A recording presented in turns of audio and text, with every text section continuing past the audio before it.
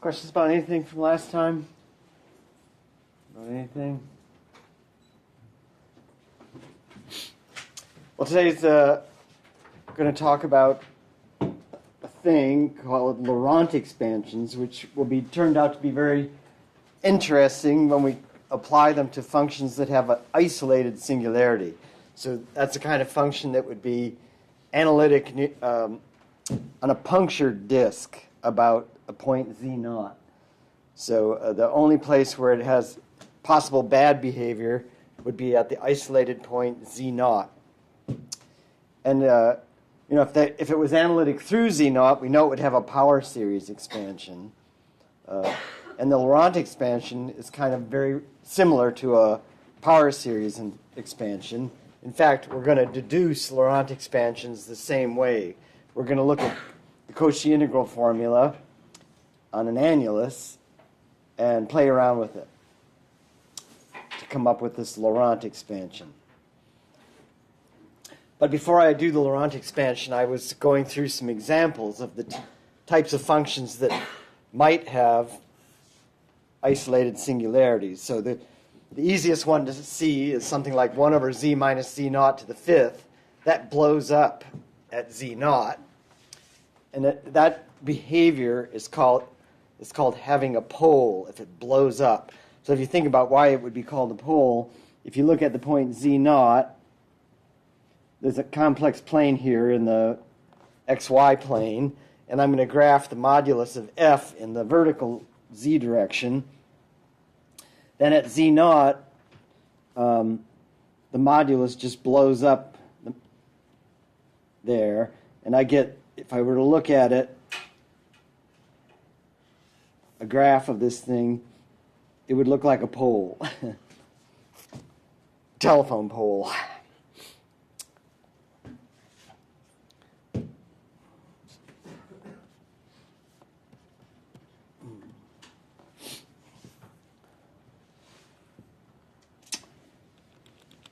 And the next example I was about to do at the end of last hour, I was looking at sine z over z. That's kind of like, in fact, that is a difference quotient. That's equal to sine of z minus sine of 0, which is 0, over z minus 0. So it's very much a difference quotient. It's analytic. Of course, it's not defined at z equals 0 because it would be 0 over 0 there. So in fact, it's analytic on c minus 0, and it's not even defined at 0. But the interesting thing is that it could be defined at 0 in such a way to make it analytic, even at 0. So let's think about how we go about doing that. This thing is equal to, sine of z has a power series, z minus z cubed over 3 factorial plus etc. z to the fifth over 5 factorial divided by z. And before break, we were playing games with power series and realized at a 0, you can factor out as a power of z minus 0 to whatever the order of the 0 is. In this case, the order of the 0 is 1. So in fact, I can factor out a z here and get 1 minus z squared over 3 factorial plus z to the fourth over 5 factorial minus ... And now we see that, the z's are going to cancel. And remember, this power series here converges for exactly the same z that the sine z power series does. So this important note that this is actually converges to an entire function. I'll put one more here. Z to the sixth over 7 factorial plus ... And we noted when we were doing this that this converges for exactly the same z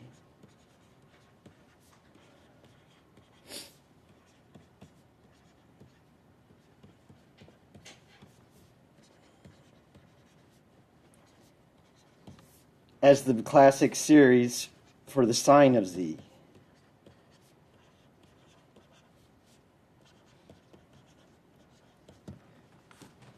That means the radius of convergence is infinite.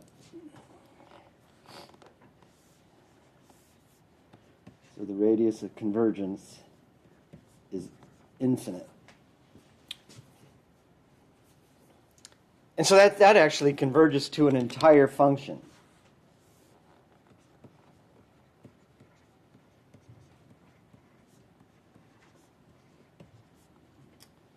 Entire function. So what we see, let's call that entire function h of z.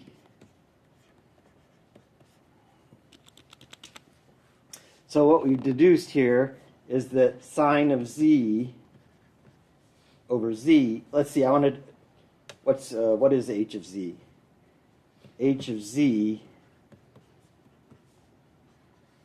It's equal to sine of z over z if z is unequal to 0. And you look at that power series. If I stick in z equals 0, I would get 1 minus 0 plus 0 minus 0, etc. So in other words, 1 at z equals 0. That's entire. So what we see is that, if we give sine of z over z the value 1 at the origin, then it's actually an entire function. And that type of singularity is called removable. Can make sine z over z analytic near 0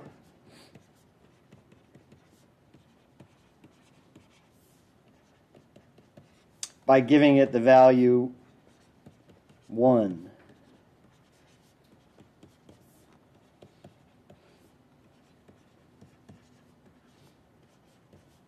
At z equals 0. Okay, so that's called a removable singularity. Z equals 0. So far we've got pole and removable. So it's called removable. It's not a singularity at all, really. It's kind of a fake. It means that you can't tell by looking at it until you analyze it, but it's kind of a fake singularity because you can remove it by giving it the proper value at the spot. That's a removable singularity for sine of z over z, which is not even defined at z equals 0. Okay, so now there's one more possible type of behavior. That's the interesting thing about isolated singularities of analytic functions. They can only have 3 possible behaviors. And e to the 1 over z has a horrific singularity.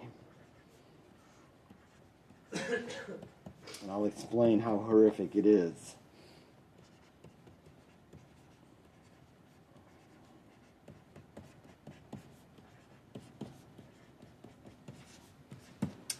And let's think about it.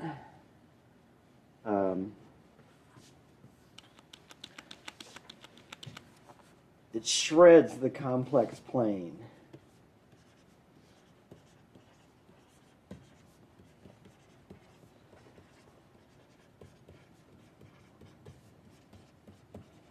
At z equals 0.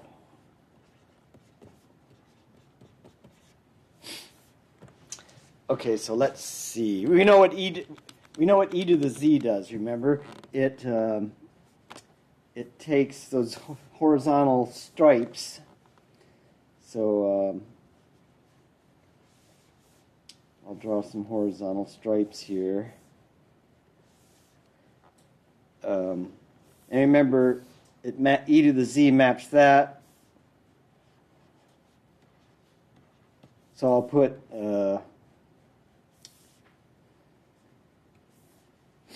0 here. This is I pi. This is I 2 pi. this is minus I pi, etc. Have one more stripe. And let's remember and this is 0 never gets hit by e to the z. And remember this stripe from 0 to pi, that's the argument would go from angle 0 to angle pi. That's the upper half plane. So remember that whole orange stripe gets mapped to the upper half plane. And so does this one here.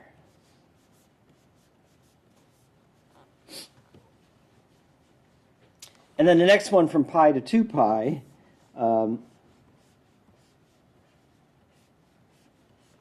that gets mapped to the lower half plane.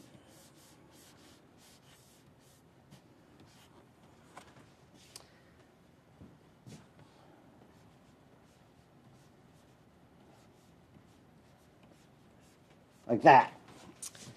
Now, ask yourself what 1 over z does to that. Interesting thing about 1 over z is it's its own inverse. So I'm going to have e to the 1 over, I'm going to have a 1 over z going here, and that's its own inverse. Well, 1 over z, you just do high school analytic geometry, and you find out that 1 over z takes those horizontal lines and maps them to circles. And in fact, let's see. This is the real line right here. Here's the origin. See, the origin gets blown out to the point at infinity. Let's see. This line right here gets mapped to a circle that looks like this. Okay, that's that line. And now the next one, this next one at 2 pi, that would be a very similar circle, but 1 over, that's a bigger thing, and when you take 1 over it, you get a smaller, and so that circle would get mapped to like this. And then the next circle would get mapped to something even smaller, etc., etc. Okay? Oops, what happened to this circle? This one. This one, that's on that's below the real axis. That would get mapped to a big circle symmetric with the one on the bottom. And then the next one, this one, that would be at minus I 2 pi. That one would get mapped to a slightly smaller one inside here. They're all tangent with the real axis at the origin. And the next one would be even smaller, etc. And so let's think about this orange stuff. In the first stripe from 0 to I pi, that orange stuff gets mapped to the outside of this circle. And this is just high school analytic geometry. Okay, and then they alternate. So let's see, there'd be orange, green, orange, green, orange, etc. And so that's where the green stuff goes. This one would be green, and they'd be 1-to-1 onto. One of those green little crescents would get mapped to a whole green stripe, and then that would get mapped to the whole lower half plane. All right, this one would be a green area.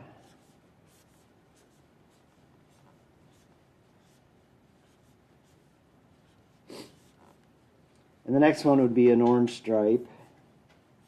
And then they alternate between being orange and green.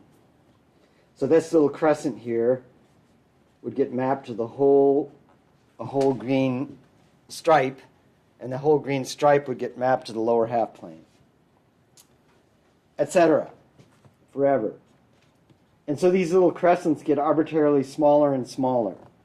Let me do one more here.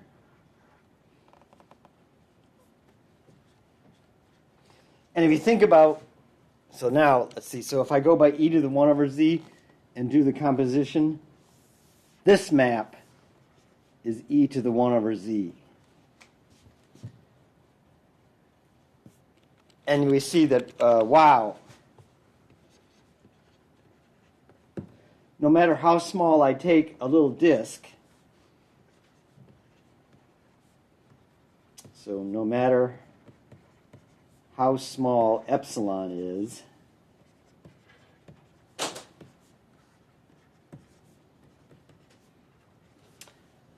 e to the 1 over z maps,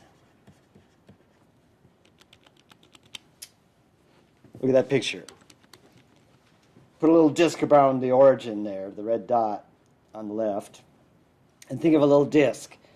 E to the z would map that. It would hit the upper half plane and the lower half plane infinitely many times, because there'd be more and more little tiny crescents that are totally inside that little disk. So e to the 1 over z maps the disk of radius epsilon about 0. Of course, it's not defined at 0, so I got to take that out. Infinite to 1.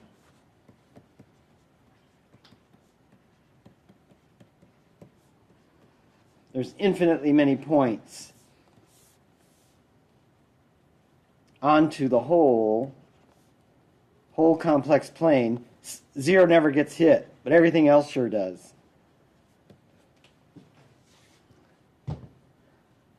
Okay, and think about, why is it infinite to 1? Pick a spot here. All right, that spot gets hit by this spot, and infinitely many others on the stripes. And each one of those things comes from a spot in here. And so there's going to be infinitely many of those spots going into the origin that hit that purple spot. So it's infinite to 1. Okay, that's what I mean by it just shreds the complex plane and plasters it all over the place. That is called an essential singularity. And it turns out that that's a typical behavior of the 3 types, either a pole or a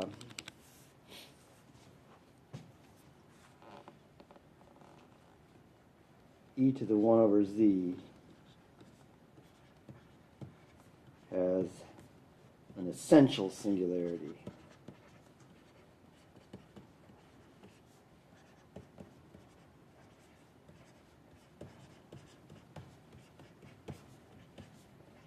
At z equals 0. And if you think about, let's see, how is this related to, I'm going to do one more example. So this is, let's do, how about cosine z over z squared? I'll make it z cubed, why not?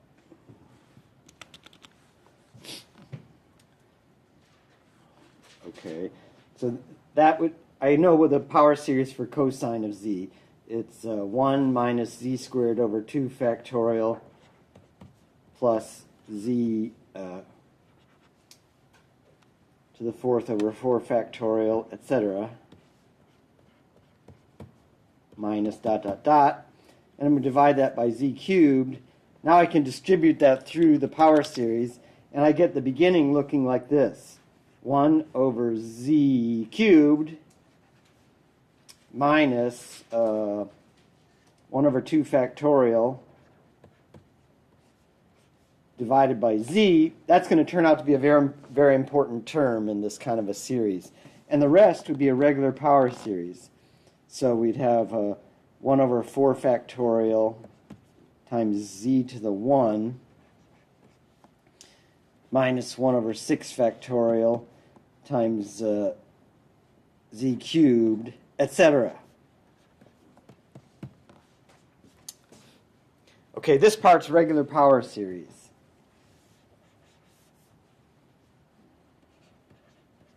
And in fact, it has an infinite radius of convergence too. We could figure that out, that it converges for the same that z that the cosine series does. This is a regular power series. And this is a rational function. This is called the principal part.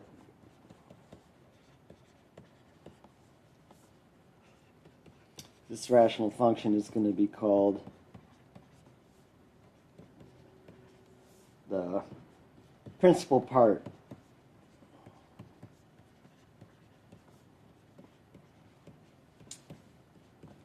At the pole z equals 0.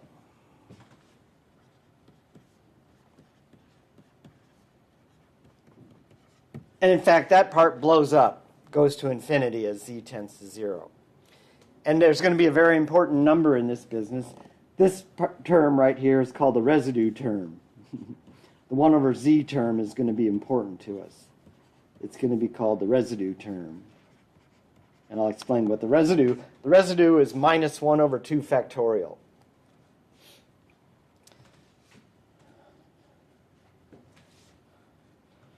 Okay.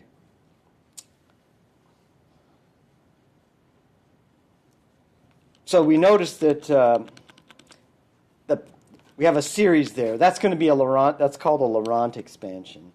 So we're going to get Laurent expansions, and they can have three distinct looks.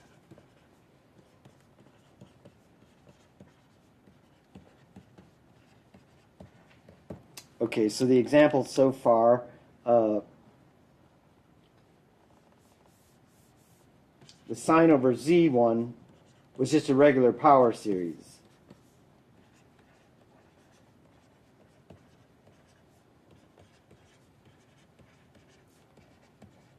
That was the case of a removable singularity. And then the cosine z over z cubed had finitely many terms that were non-zero here with negative powers. So that would be finitely many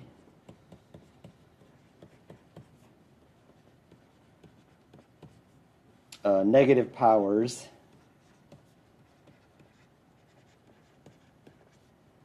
and then the rest was a regular power series.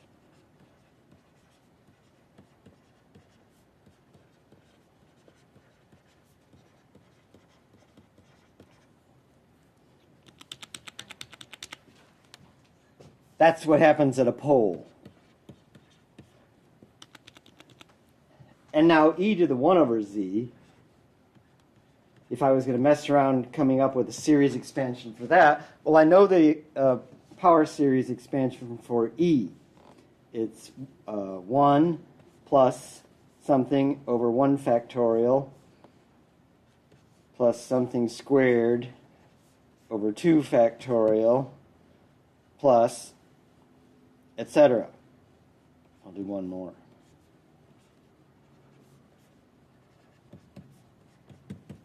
Okay, and that thing I'm putting there is 1 over z.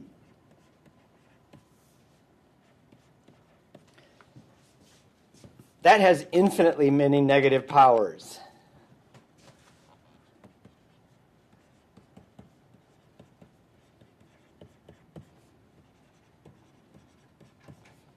And that's the three possibilities. That's essential.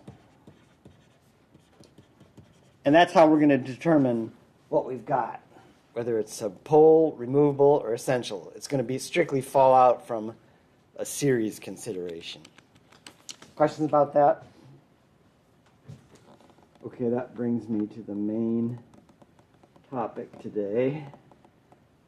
Oops, what did I do? Oh, okay.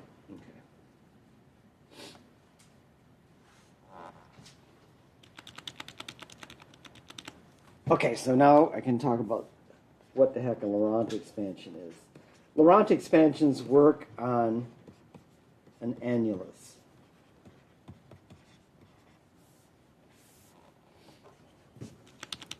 Okay, so we'll have F analytic on an annulus. Let's make it an annulus about Z naught, and I'll have an inner radius and an outer radius.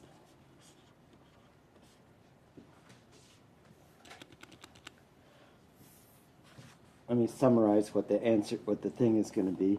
So I've got this annulus.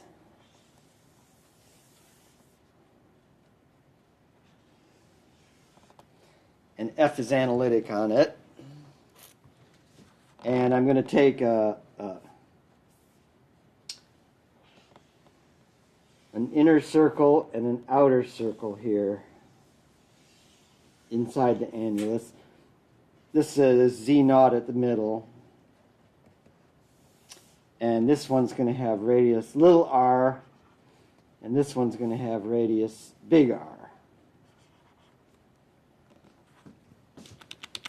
And I'm going to expand in terms of a Z in between these two things. That's the picture question. So sorry, row 1 and row 2 are the size of the analytic region? Yeah, the F is analytic in this orange thing, and I didn't want to have too many things going around here. This is going to get ugly, isn't it? So F is analytic on a bigger annulus.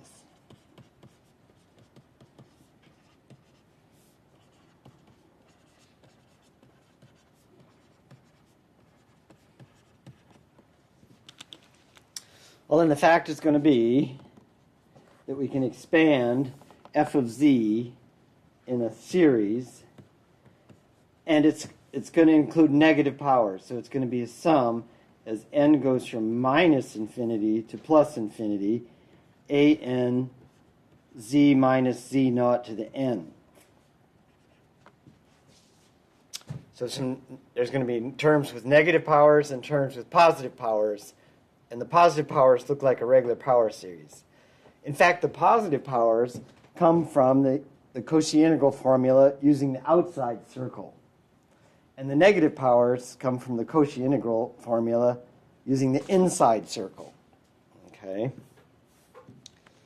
So I'm going to take, remember I like to take my circles going counterclockwise. So this is going to be a C sub r circle, and this is going to be a C sub little r circle. And those, let's see, I'm going to take a row that's between those two r's.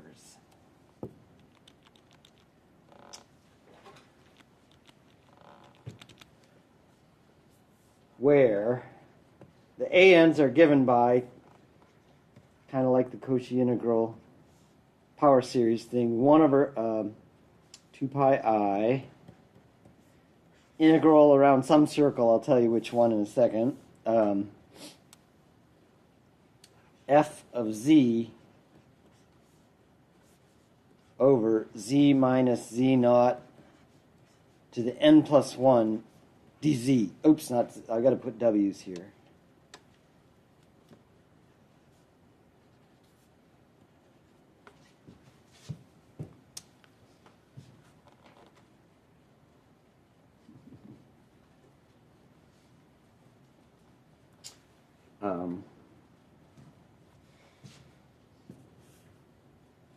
That's true even when the n is negative. That's the same formula we got for power series. And we could use the higher order Cauchy integral formula to realize those are just Taylor coefficients.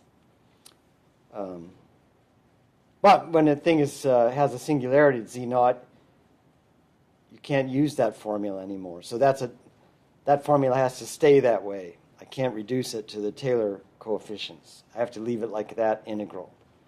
And let's see, I haven't told you what this thing is here. This is going to be C rho about Z naught, where C rho about Z naught is the counterclockwise circle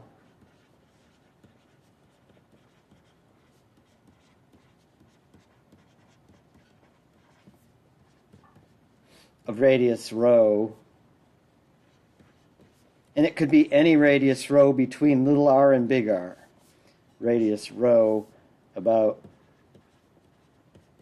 Z naught. In fact, they're all the same. We had a Cauchy theorem which said that the integral around those two things are the same no matter what two they are. So I'm going to pick the one in the middle there just to make it easier to write. With r less than rho less than capital R. In fact, they could be less than or equal to, because they're all the same.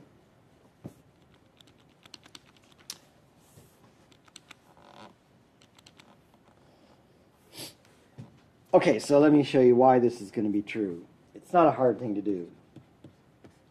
Let's take z0 to be the origin. Take the z0 to be equal to 0. Otherwise, I'd have to write z minus z0 1,000 times. Okay. And now, I've got this outer one.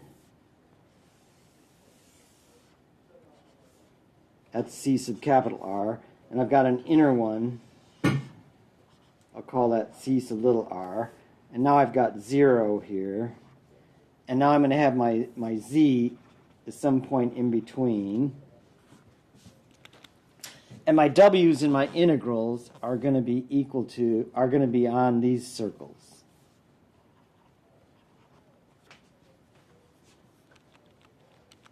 Okay, so remember we had a Cauchy integral formula.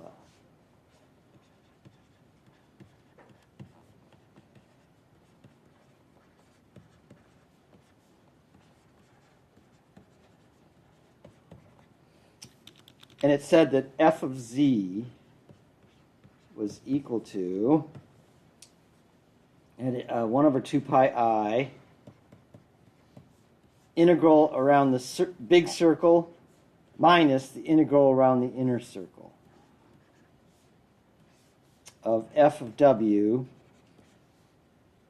over w minus z dw. Okay, and when we did power series, we played around with this first one. So let's see, the first one was 1 over 2 pi I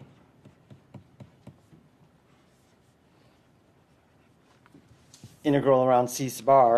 And remember what I did? I wanted to make that look like a geometric series. So I wanted it to be 1 minus something less than 1. All right, now think about where my z and the w are. On the outer circle, my z is inside and my w is on that bigger circle. So z over w is less than 1 in modulus. On the other circle, my w is smaller. And so we're going to take, instead of z over w, we're going to take w over z and get a totally different kind of series. But the outer one's going to feel very familiar because it's exactly what I did. What did I do? I pulled my f of w out here. And I wanted to get something that looked like a geometric series. And so when I pulled out the w here,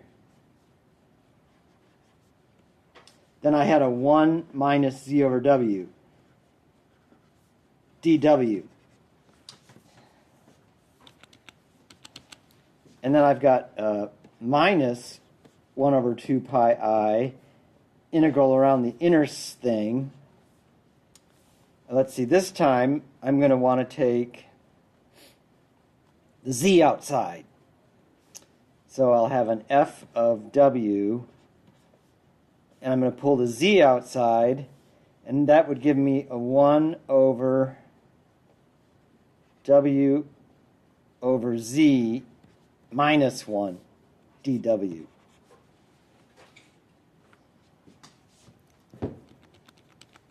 And that w over z is less than 1. Okay, this is how I got the power series. In fact, and it's going to be exactly the same routine. Get regular power series from this. As before. We've done this work. I'm going to summarize it quickly. And this is where the negative terms come from.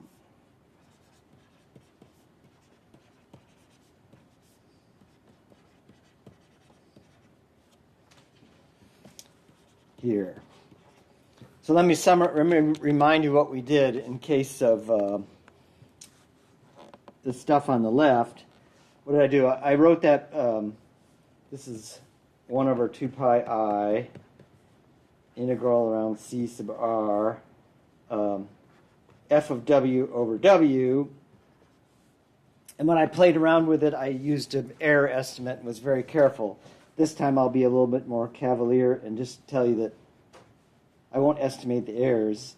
This would be 1 over z over a geometric series.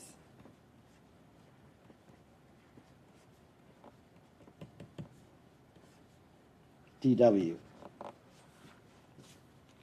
Okay. And this one, let's see, I got a minus there, so I can make it a plus 1 over 2 pi I integral around c sub little r. Let's see, I would have, the z is acting like a constant in this integral, so I'm going to pull it out. And here I would get, putting the minus through makes that a 1 over 1 minus w over z. So that would be 1, that's the sum of a geometric series.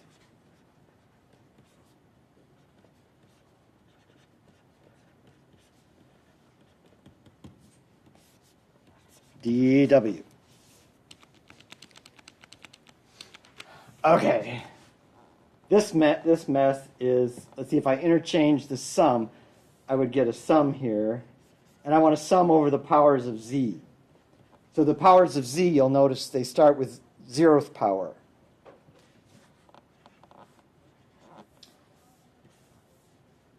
And I can factor those powers of z out. They're just a constant in that integral. I can factor them outside and get z to the n's. And if you realize what's left when I do that, my 1 over 2 pi I floats along. I get an integral around c sub r. Let's see, I would get an f of w. And every z to the n would have a w to the n underneath it. And I have that one stupid w out in front there, this one right here. That w makes it be a w to the n plus 1.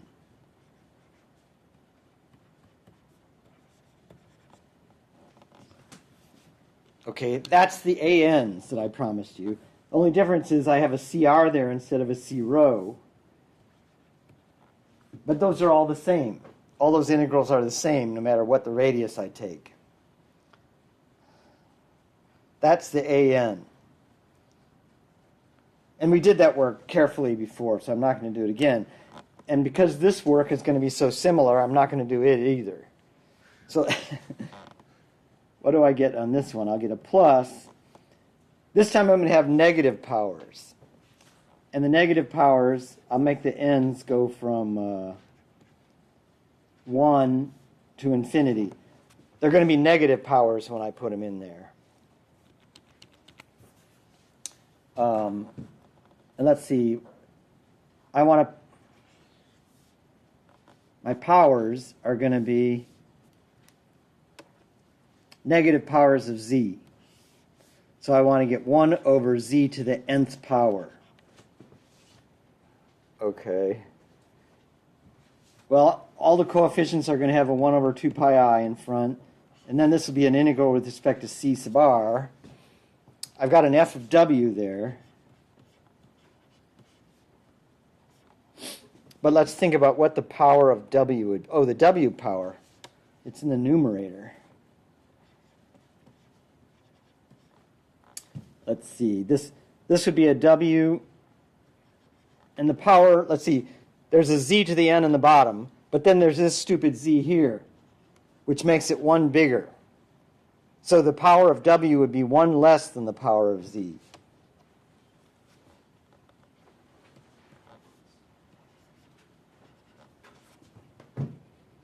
So those are the negative terms.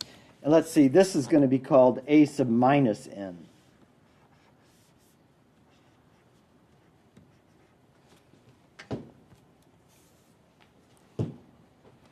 Okay. And in fact, it's easy to check. Let's note. A sub minus n is equal to 1 over 2 pi I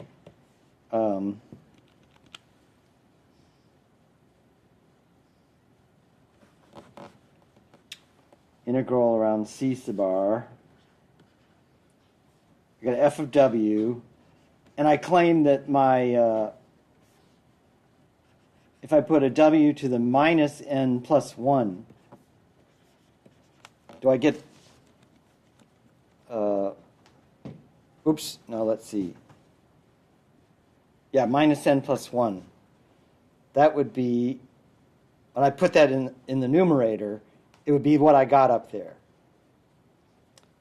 So that matches the same formula. That's the same formula I have above for the positive ANs with the minus n where the n went.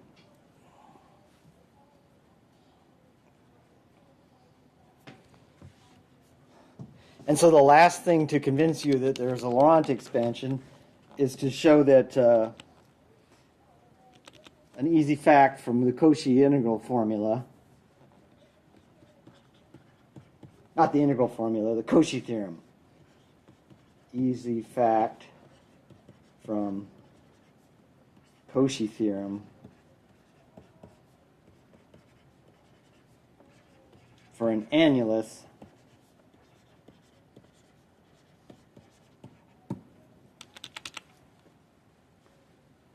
integral around circle of one radius of f of w dw equals the integral around any other radius.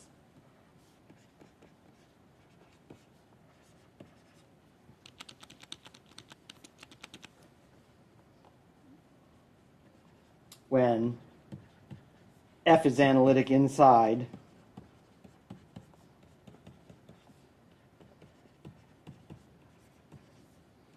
a z naught, the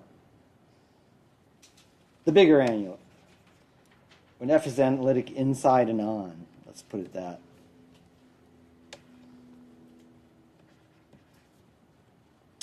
Inside and on a bigger annulus.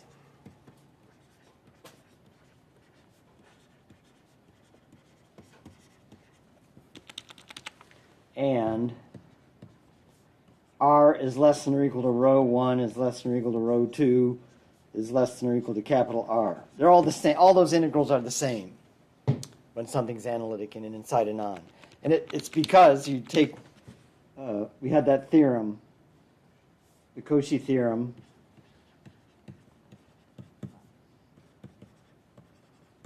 said that the integral around the outer one, the bigger one, that would be rho 2, minus the integral around the inner one, rho 1, f dw is 0. So when I put one of those integrals on the other side, I see they're equal. I guess I overkilled that a bit. Okay. That's the fact. And let's see, now when I write this, here's a remark to keep in mind. It's a convention. Because of the behavior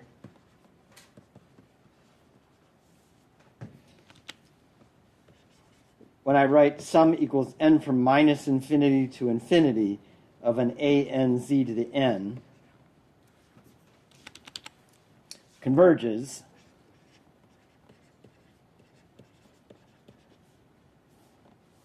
means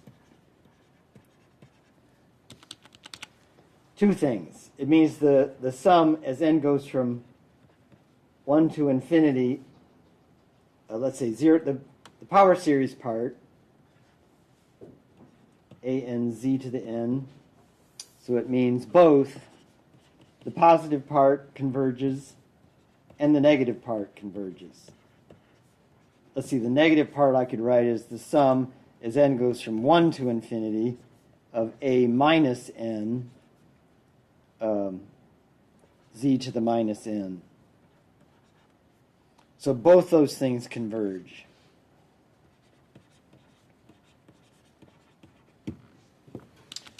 An interesting fact, which it would fall out from the proof I just gave, a fact, when I write my power series, the Laurent expansion, so that would be a sum from minus infinity to infinity of a n z to the n. Okay, I split that into two, namely a regular power series part and then the other part, which I guess I'm repeating myself here. These are the negative coefficients. This one converges like a regular power series.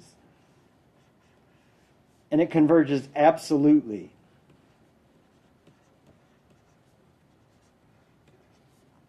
We've shown that when we were messing around with power series. So it converges absolutely on modulus z less than the outer circle radius, the bigger annulus circle.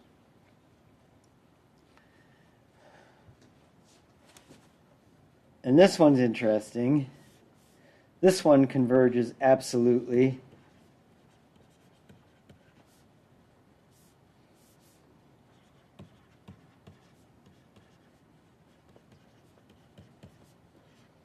on the modulus of z bigger than little r. And so they overlap in the middle where they both converge. Okay. And that falls out from looking at those integrals and asking, where do those geometric series converge nicely? Of course, they converge nicely when the thing in the geometric series is strictly less than 1 in modulus. Okay, so that's an important fact. And if I were to shrink those two things, these things all converge uniformly. And the two series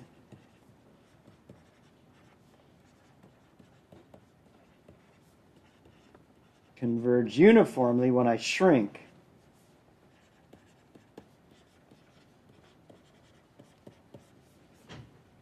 On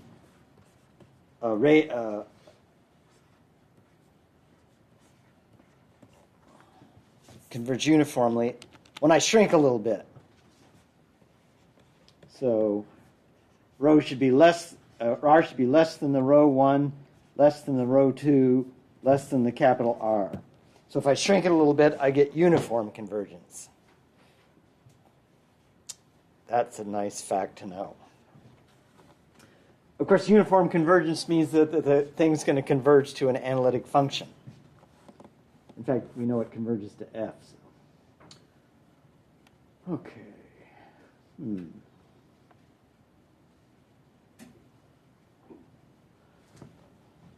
Let's see. The book, I should do maybe a quick example. Sometimes you can use your bare hands. I like this example in the book. Find Laurent expansion. So that formula, the formula for the coefficients, it's nice to know, but it's not very useful very often. So let's think about find the Laurent expansion for 1 over z minus 1 times z minus 2.